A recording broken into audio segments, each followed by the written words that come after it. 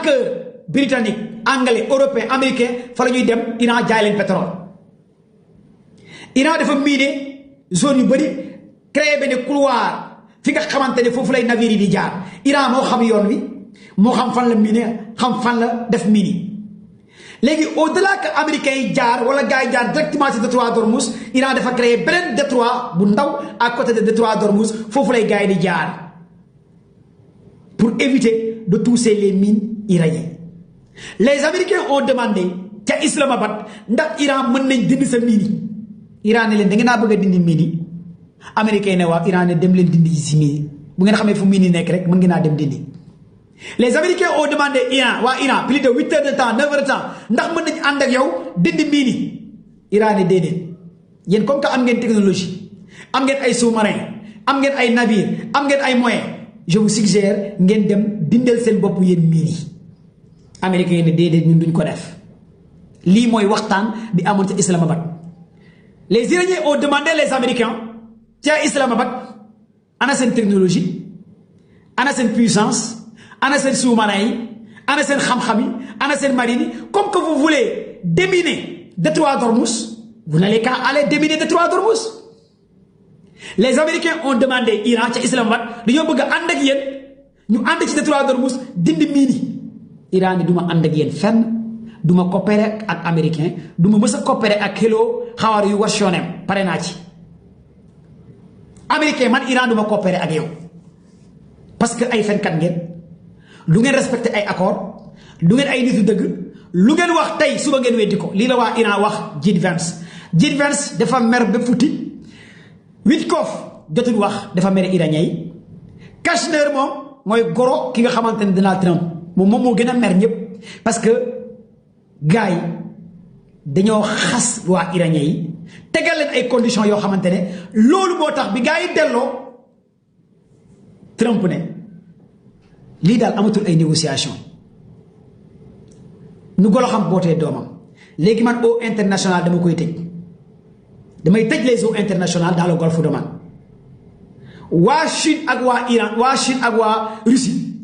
ne tëj eaux internationales c'est une déclaration de guerre envers le monde parce que amoo droit tëj les eaux internationales tant que conseil sécurité de l'ONU validé wu ko lii mooy lu am maanaam li ngeen fi war a comprendre mooy les États-Unis d'Amérique n'ont pas le droit de faire un blocus dans les eaux internationales tant que amuñ mandat bu bàyyee ko ca ONU ca conseil sécurité de l'ONU lii la nar a demee léegi nag ñan ñooy voté loolu bu nekkee Chine ak Russie dañoo bañ a voté ONU di mës a joxe ndigal pour États-Unis tëj les eaux internationales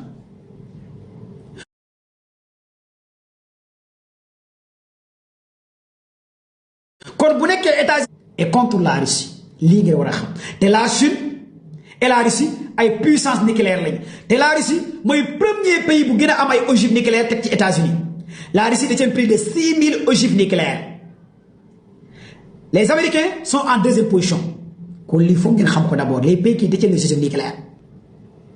léegi fii li ngeen fi war a comprendre mooy Trump a perdu la guerre. Il a appelé les Français, dans le monde de Trump, il a appelé les Espagnols, ou les Britanniques, pour nous appeler qui blocus détroit d'Ormuz, les eaux internationales, ou en France. Lan la Emmanuel Macron tontu Emmanuel Macron nee na maa ngi lay jàppale ci dialogue bi jàmm gën ay nañ fexe juboo Macron juboo la woote xaritu Diomaye président Bassirou Diomaye Diakhar Faye xaritam bi Macron juboo la woote Trump mooy xaritu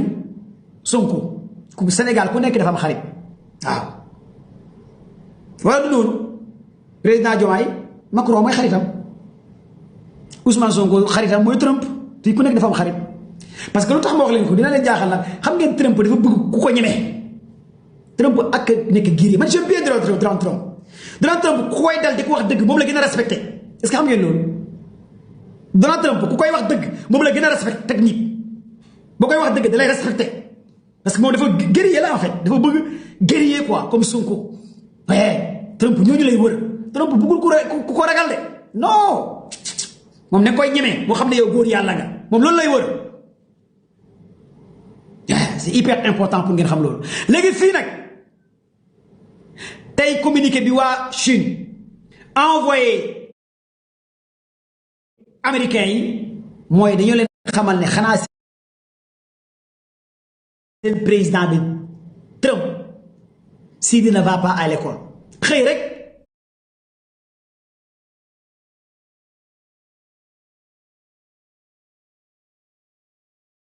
li ma def neexuma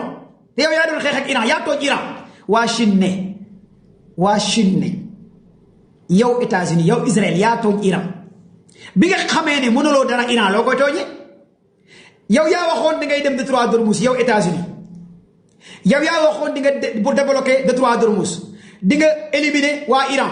dindi nga seen base militaire yi rey nga seen soldats yi daaneel nga école yi bombardé nga lépp jeex na éliminer nga seen installation nucléaire yi ISAPAM Natanz Fordo tout ça même Trump moo ko waxoon.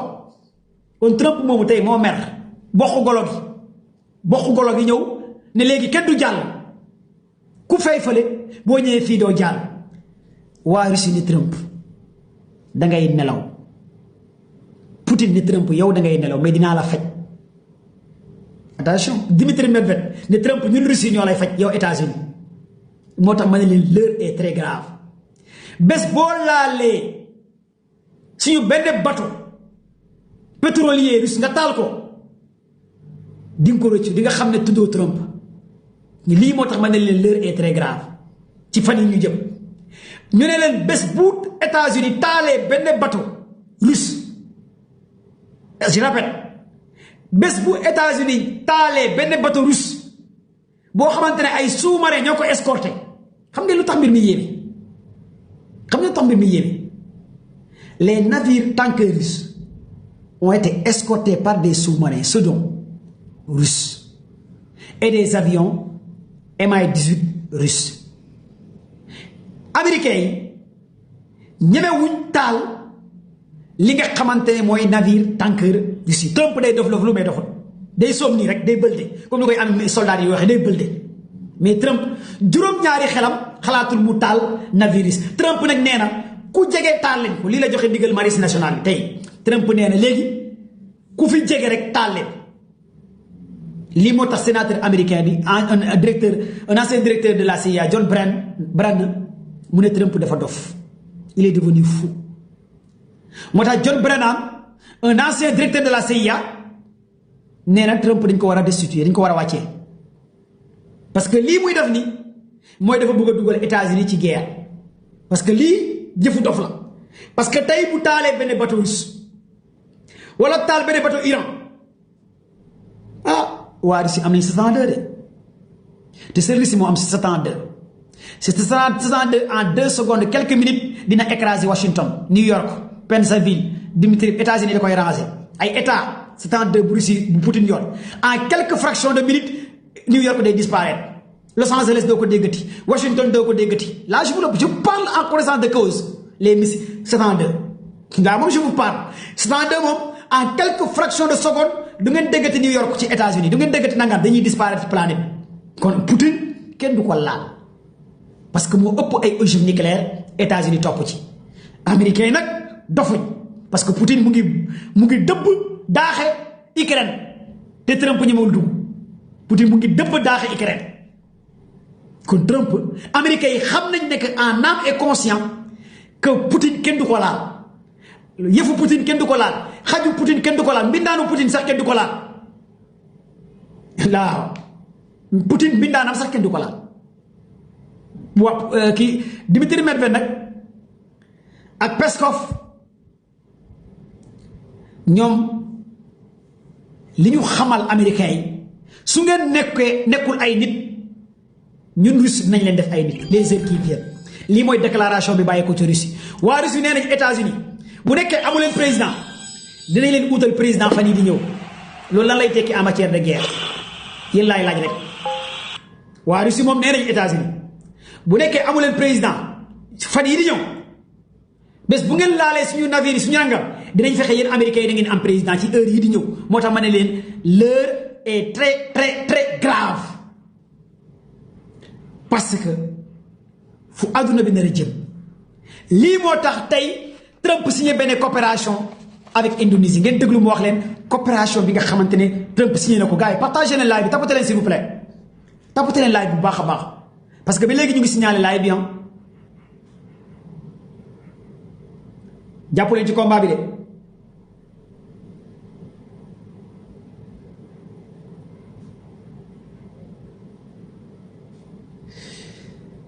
Les États-Unis ont rejeté la demande iranienne de nouvelles rencontres au Pakistan. Les tensions au sein du régime de Téhéran s'intensifient. Trump dit que les Iraniens veulent communiquer avec lui. La télévision Iran, le gouvernement Iran, parlement Iran, démentir nañ neneen Trump li mu wax yëpp ay fen la ay kàcce la ñoom demandé wuñ négocier ak moom demandé wuñ rencontre ak moom demandé wuñ waxtaan ak moom jamono ji may wax ak yéen dans les médias français Trump nee na waa Iran ñoo bëgg a waxtaan ak moom ci eau international yi waa Iran nee nañ Trump waxul dëgg récapitulation pour ngeen comprendre fii nag dama leen di jox lu am solo ngeen comprendre fii pour ngeen xam ne waa ji dof la wérul ma wax leen fii lu am solo fii les États-Unis d'Amérique viennent de signer un important partenariat coopération en matière de défense avec Indonésie retenez c'est très important ci li ma leen di jox comme information fii 13 avril l'an 2026, les États-Unis d'Amérique viennent de signer un important partenariat de coopération en matière de défense avec Indonésie. 13 avril l'an 2026. Les États-Unis d'Amérique viennent de signer un important partenariat de coopération en matière avec Indonésie. Système de maritime. Teel élément yi ma leen di wax système de maritime. Indo jàppale leen. Sous-marin. Indo jàppale leen. Autonome entraînement des forces spéciales. Indo jàppale leen. C'est la première fois dans l'histoire. L'Indonésie est située de part et d'autre du détroit de Malacca. Téye leen bu baax élément yi ma leen di wax. Indonésie est située de la part et d'autre du détroit de Malacca. Le deuxième point d'étranglement maritime le plus critique au monde après détroit d'Ormuz. gars yi expert en géopolitique xam ngeen lii fii lan laa fi bëgg a wax ku ko trouvé dinaa la wéef 10 000 francs parce que lii moo tax tey ma live message bi mooy message du troisième guerre mondiale bi taxaw nii lii lu dangereux laa leen di wax nii texte bi may lire nii dinaa ko firi ci wolof parce que li ngeen dégg nii ak li tax li am ni bokkul. Les États-Unis viennent de signer un important partenariat de coopération en matière de défense avec Indonésie. Système de défense maritime, sous-marin, autonome d'entraînement des forces spéciales. Ngeen déglu ma wax leen.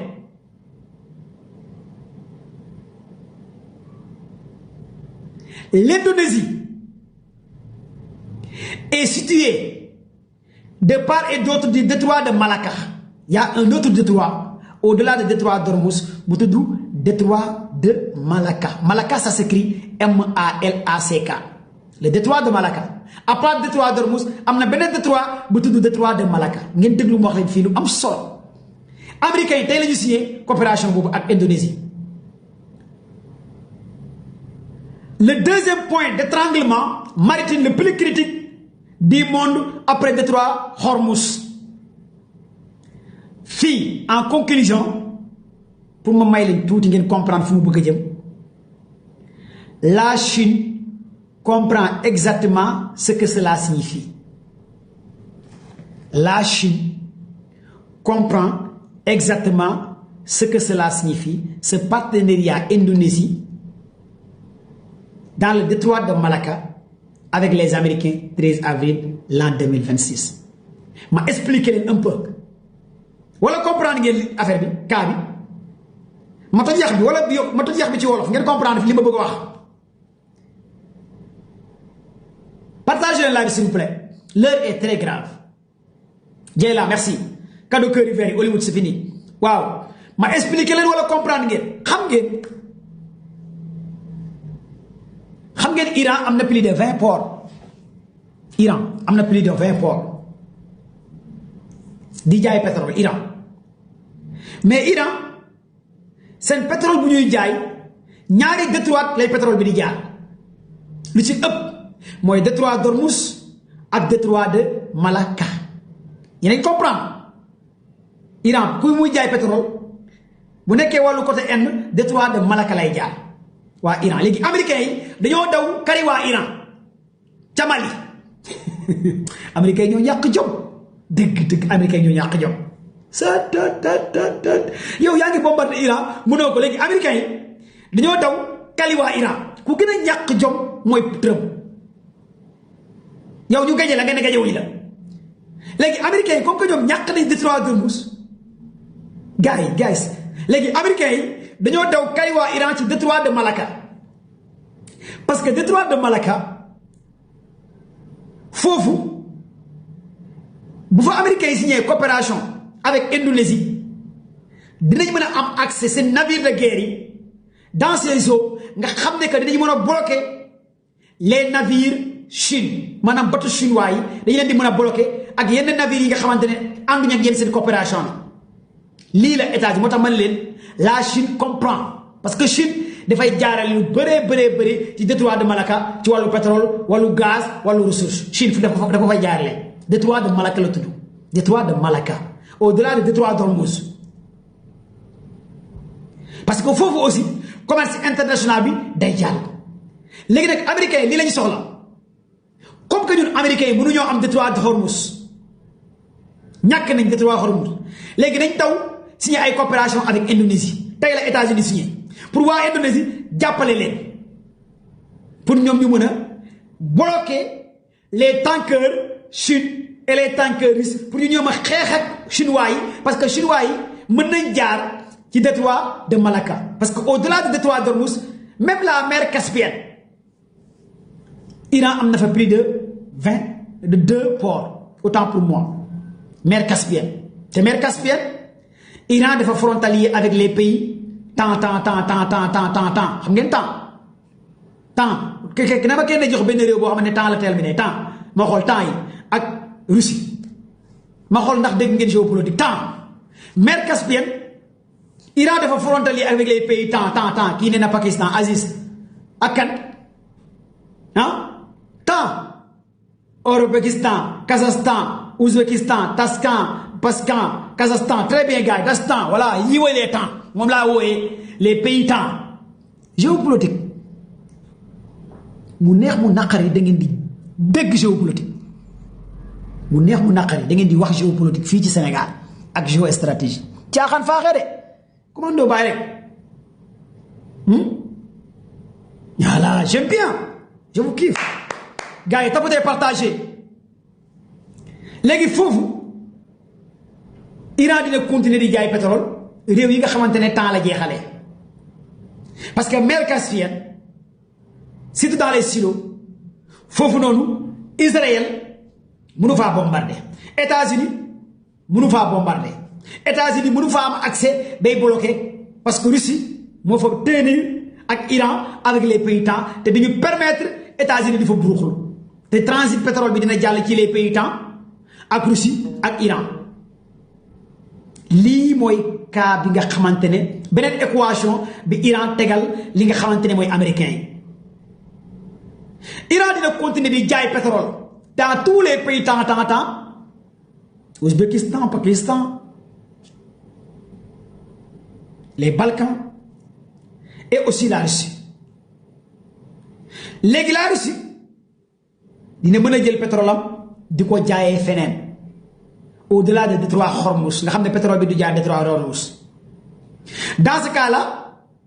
pétrole bi dina yéeg en Afrique yéeg en Europe mais les pays temps la Russie ak Iran ñoom duñu ko yéeg pétrole bu yéegee gaz bi yéegee réew yooyu duñu yéeg dara mais ñan ñooy souffrir mooy les pays européens ak États-Unis ak Afrique ñooy souffrir mais ñu nekk ci beneen bout du monde bi ñoom duñu yëg problème bi nekk fii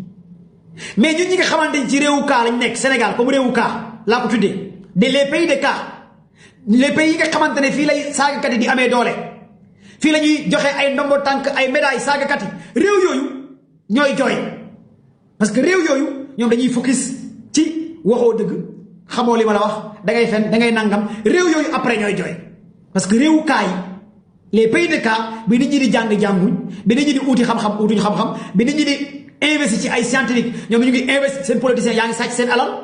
seen politiciens yaa ngi détourné seen milliards yi ñoom ñu ngi dooleel ay góor jigéen réew yooyu après ñuy mujjee jooy mooy Sénégal ci la bokk mooy réewu cas yi Sénégal c'est un pays de cas chaque jour ay cas ngay dégg réew yooyu ñooy commencé jooy mooy réew yi nga xamante ne da ngay gis nit waxoo dëgg da ngay fen Sénégal ci la bokk xale buy saaga mag di saaga xale ministre buy détourné ay milliards DG buy sàcc Sénégal la ñu dënk la nga détourné xaalis bi kenn du la téye ministre buy jël alalu xaalis yóbbul ko sëriñam siyaare l'argent du contribuable sénégalais jox ko sëriñ bi kenn du wax boo waxee ñu ne dangaa contre tarixa bi réew yooyu ñooy mujjee jooy bu problème bi amee mooy réew yi nga xamante ne teguñ ci dëgg teguñ ci jubal jubanti teguñ ci yoon amul droit ku mën sa morom duma mooy ci réew yooyu te ñun ci lañ bokk ñun ñooy commencé jooy ci problème bii di am parce que fii jaay doole lay doon kon donc lii ngeen war a comprendre un peu enjeu géostratégie bi fu ñu jëm ak fu mbir mi jëm et c'est hyper important ci li ma leen di wax nii moo tax fii su ngeen gisee des fois les comédiens sénégalais wala du ma wax sax wax ay comédiens les gars yi nga xamante ne comprendre di wax ne guerre bi intéressé wuñu mais parce que xamu leen lu xew su ma gisee des soi-disant sénégalais naan commando ba yaa ngi ñuy fàtt ci guerre bi ci sukkee ci missile dama naan ndeysaan parce que xamu leen li xew parce que comprendre leen nan lay àdduna di fonctionner parce que dañu leen yàgg nax seen politiciens yi Sénégal parce que dañu leen yàgg nax parce que yéen da ngeen di jàpp ne àdduna bi ziyaara màggal gàmmo daayira wérante sama sëriñ moo mën sa sëriñ bi moo ëpp kii moo mën kii pour yéen àdduna bi foofu la toll alors que àdduna bi dépassé na zone àdduna baa ngi ci xam-xam gaa yaa ngi avancé parce que yéen foofu ngeen focus ci àdduna bi alors que àdduna bi dépassé na fi ngeen teg àdduna bi nit ñaa ngi dem ci asamaan si nit ñaa ngi développé ay drone ay satellite ay neneen mais gaa yaa ngi wérante sama sëriñ moo mën sa sëriñ Sénégal foofu lañ toll alors que àdduna bi dépassé na sama sëriñ moo mën sa sëriñ te ñun suñu xam-xam mu ngi tàmbali sama sëriñ moo mën sa sëriñ ñun foofu la ñuy yem waaw buggoo sama sëriñ bugguma sa sëriñ man maa la gën yow yaa ma gën man ci yax bu rëy laa bokk yow ci yax bu sew laa bokk ministre yi DG di sàcc sa alal di détourner say milliards di jël say contrat di ko jox tubaab bi doo kaas nga toog nga bëgg a nekk jaam continue nekk jaam comme nga am un leader bu mel ni Ousmane Sonko bu taxaw ne la ne kaay ñu jël suñu réew suñu pétrole suñu gaz nga ne ko Sonko yow baaxoo Sénégal moo tax des fois dama naan est-ce que nattu daruñu ñun nattu est-ce que ñun yàlla buggu ñoo mbugal ko en fait parce que des fois je comprends pas da nga am benn leader bu mel ni Sonko ne la kaay ñu récupérer suñu pétrole ci tubaab bi kaay ñu récupérer suñu gaz kaay ñu renégocier contrat nga ne ko hey man damaa bëgg a nekk jaam man sama français yi laa jox dama français yi takk fii di ma diri man je préfère français bi di ma diri nga am un leader bu mel ni Sonko bu la ne kaay ma libéré la kaay ma texel la nga nekk gor nga taxaw ñeme comme ni doon résistant yi doon xeexee nga dëggal sa bopp pétrole bi yaa ko moom gaz bi yaa ko moom lépp yaa ko moom nga génnee tubaab bi sa réew nga ne déedéet Sonko man damaa bëgg a nekk jaam ci laa juddu ci laay màggee lii mooy Sénégal feebar bii moo ñu dal moo tax des fois dama naan est-ce que Sénégal ce pays mérite Ousmane Sonko est-ce que réellement réew mu mel ni Sénégal mérito na un leader comme Ousmane Sonko ki taxaw ne la man soxlawuma nguur benn ñaareel bi mu ne la man tubaab bi dama koy génne ci réew mi ñetteel bi mu taxaw bay attaquer le plus puissant président ñeenteel bi mu naan la damay renégocier les contrats pétrole gaz zircon yow sénégalais bi nga ne ko déedéet man damaa bëgg a nekk jaam man jaam ma nekk jaamu France moo ma gënal ngay renégocier ma contrat man l'essentiel ma am nationalité français américain moo ma gënal may renégocier say contrat lii moo ñu dal il est temps ngeen yeewu la jeunesse africaine réveillez-vous la jeunesse sénégalaise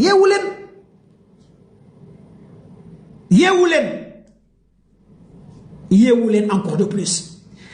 soxor mooy feebar bu gën a bon mooy noonu borom li yàlla may nit boo ko naree soxoree di nga yeewu di feebar di nga nelaw di feebar di nga gëdd di feebar di nga tëdd di feebar parce que yàlla def na lu muy def ba pare kon lu tax